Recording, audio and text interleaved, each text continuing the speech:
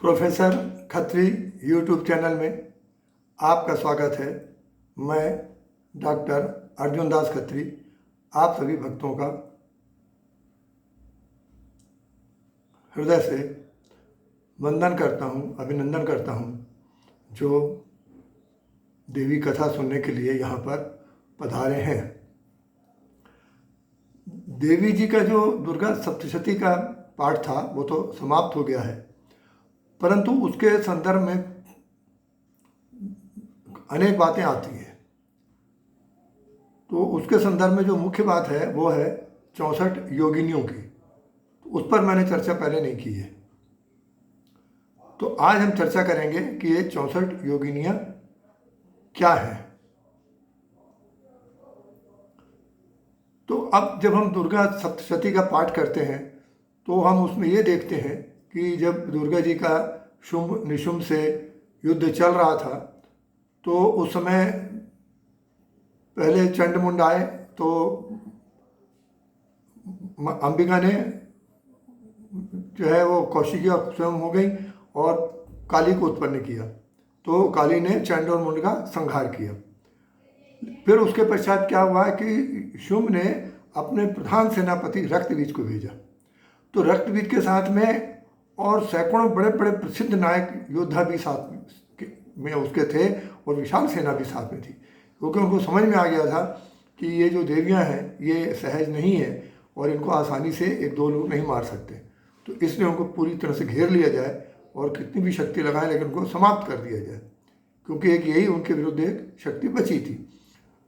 तो रक्तबीज को एक विशेष वरदान मिला हुआ था कि जहाँ भी उसका रक्त गिरेगा वो एक असुर का बीज बन के काम करेगा। तो वो असुर का बीज का मतलब ये कि जहाँ पर एक भी बूंद खून गिरेगा तो वहाँ पर क्या होगा कि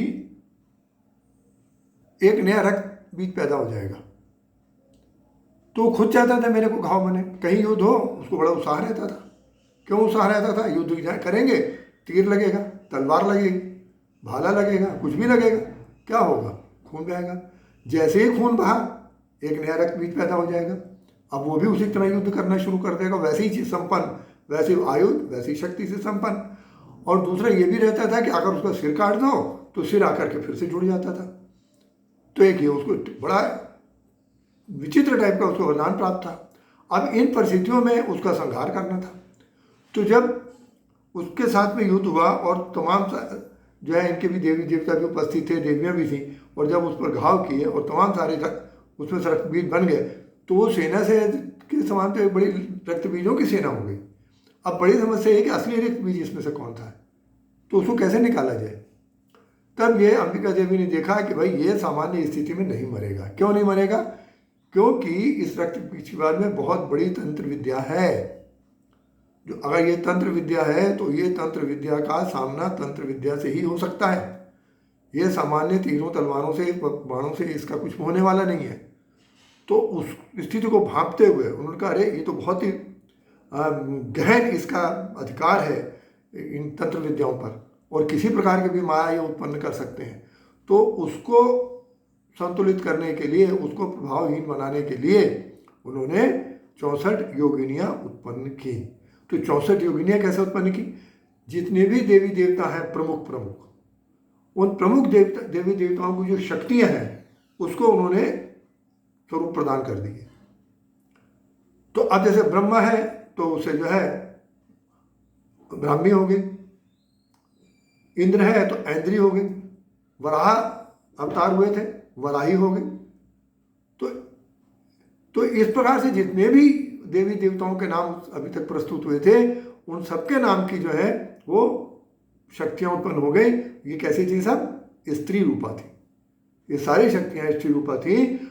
और इनकी विशेषता ये थी कि जैसे इंद्र से इंद्राणी बनी, इंद्र के समकक्ष, तो इंद्राणी भी ऐरावत पर ही सवार होकर के आएगी और उसके हाथ में इंद्र का वज्र होगा, इंद्र के जैसे ही वज्र होगा। जब विष्णु भगवान की जो शक्ति वैष्णवी आएगी तो वो गरुड़ पर सवार होगी और उसके हाथ में चक्र होगा। तो इस प्रकार से ये तो थी। इसके अतिरिक्त वो युद्ध कला के अतिरिक्त तंत्र विद्या में सारी निपुण थी। तो जब इतनी सारी 64 योगिनियां उतार ली गई तो 64 योगिनियों ने उसकी तंत्र विद्या को, किसकी, रक्त बीज की तंत्र विद्या को समाप्त कर दिया। अब हमारी कथाओं में आता है कि काली देवी उनको कच्चा चबा गई। अब कितनी सारी थी, कितना बड़ा मुंह कर लिया, कितना ज़्यादा चबा लिया।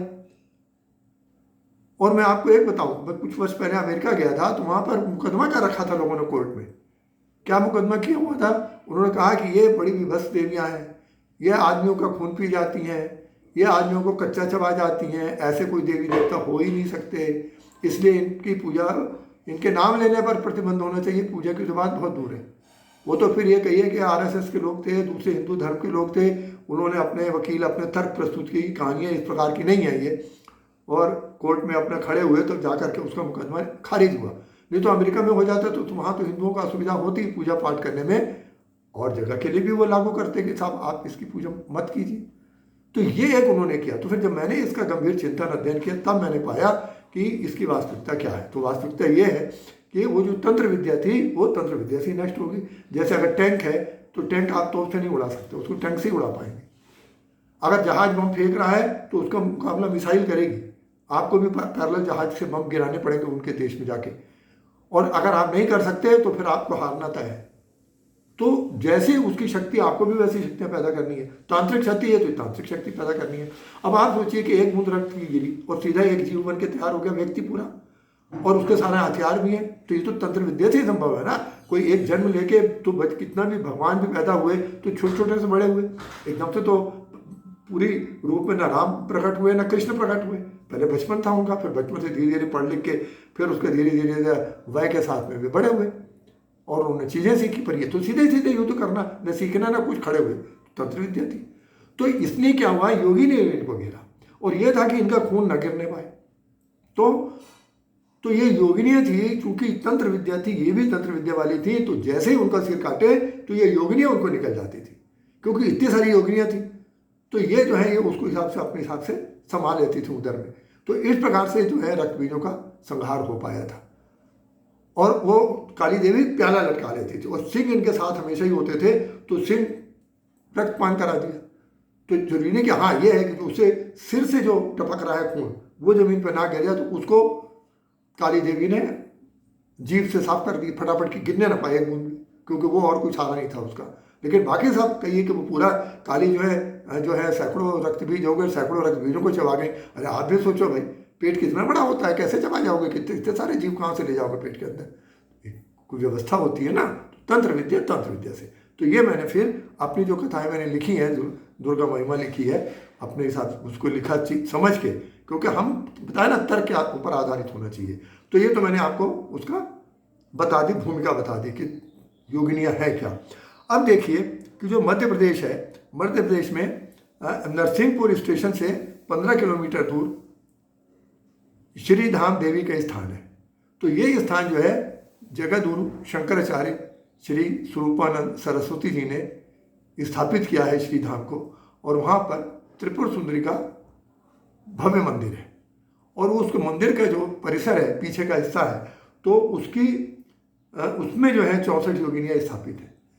तो वो 64 योगिनियाँ कैसे हैं, वो 64 योगिनियाँ 64 अलग अलग कमरे के मंदिर नहीं बन सकते, 64 है, बहुत ज़्यादा है। तो उसके लिए क्या है कि जैसे मंदिर का बहुत बड़ा परिसर है, हाल है, तो हाल के एक किनारे से एक इसने में एक देवी, फिर दूसरी देवी, फिर तीसरी देवी, इस प्रकार से सारी तीनों दीवारों पे, चारों दीवारों पे 64 मंदिर कक्ष बने हुए हैं जिनमें देवियों की स्थापना की गई है।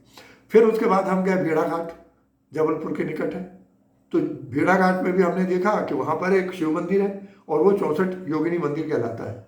तो वहाँ जब गए तो परिसर के अंदर प्रारंभ में तो शिव पार्वती और कार्तिकेय और गणेश जी बैठे हुए हैं, और पत्थर की विशाल मूर्ति है, भव्य मूर्ति है, प्राचीन है बहुत ज़्यादा, और उसके पीछे उसके अंदर भी मंदिर बना हुआ है। तो उसी प्रकार से 64 योगिनियाँ वहाँ भी स्थापित है। तो वो मंदिर तो बाहर से जब हमको ऑटो वाले ने कहा कि हम आपको दर्शन कराने ले चलते हैं, बड़ा धार्मिक था वो, तो हमने कहा पता नहीं कौन सी छोटे पुराने मंदिर में ले जा रहा है। लेकिन जब हमने दर्शन किए तो हमने कहा हाँ, हमने कोई ऐसी चीज़ के दर्शन किए जो अन्यत्र दुर्लभ है, तो हमको ये अनुभव हुआ। तो ये हमने वहाँ पर ये 2 मंदिर हमने आपको बताया जहाँ 64 योगिनियों के मंदिर स्थापित हैं, उनके सबके नाम हैं। अब क्या है कि ये तंत्र विद्या है, तो जो इनकी उपासना करते हैं वो तंत्र विद्या वाले ही लोग करते हैं। तो इसलिए बहुत ज़्यादा मंदिरों में इनका प्रचलन नहीं है। और दूसरी बात यह है कि ये जो है इनके नाम भी अलग अलग हिसाब से जो है वो अलग अलग नाम भी आ गए हैं, क्रम भी अलग आ गया, नाम भी अलग आ गए। तो मैं आपको 2 क्रम इनके नाम जो है आपको बता देता हूँ कि 64 जो नाम है वो क्या क्या है। तो मैं अब जैसे माया योगिनी है, तो माया योगिनी तो मैं माया नाम लूँगा, योगिनी बार बार नहीं कहूँगा, ठीक है। तो जैसे इनके नाम जो है, तो एक नाम तो इस प्रकार अपने को प्राप्त होते हैं। 64 नाम है टोटल, मैं गिनती नहीं करूँगा, सीधे सीधे गिनते नाम बताता जाऊँगा। तो 64 नाम जो है योगिनियों के कौन कौन से हैं? माया, नारायणी, ब्रह्मायणी, भैरवी, महेश्वरी, रुद्रायणी, बसेली, त्रिपुरा, उग्रतारा, कर्चिका, तारिणी, अंबिका, कुमारी, भागवती, नीला, कमला, शांति, कांति, घंटा रानी, चामुंडा, चंद्रकांति, माधवी, काची केशवरी, अनला, रूपा, बराही, नगरी, खेचरी, भूचरी, बैताली, कालिंजरी, शंखा, रुद्रकाली, कलावती, कंकाली,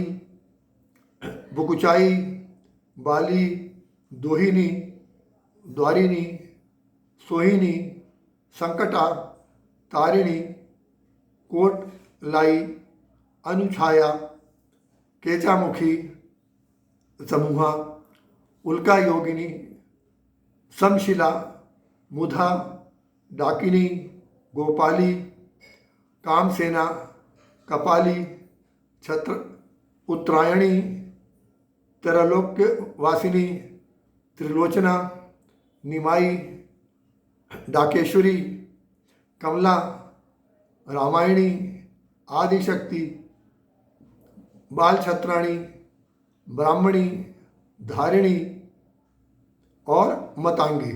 इस प्रकार से ये 64 योगिनियों के नाम हैं और मतांतर से दूसरे नाम दिए गए। तो अब जो है जो उपलब्ध है वो मैंने आपके सामने प्रस्तुत कर दिया। अब सही क्या है, अब आप और इसका अध्ययन करें तो आप उसको पा सकते हैं। तो अब ये देखिए जो नाम है बहुरूपा, तारा, नर्मदा, यमुना, शांति, वारुणी, क्षेमकरी, ऐन्द्री, वाराही, रणवीरा, वानरमुखी, वैष्णवी, कालरात्रि, वैद्य रूपा, चर्चिका, बेताली, छिन्नमस्तिका, वृष मानना, ज्वाला कामिनी, घटवारा,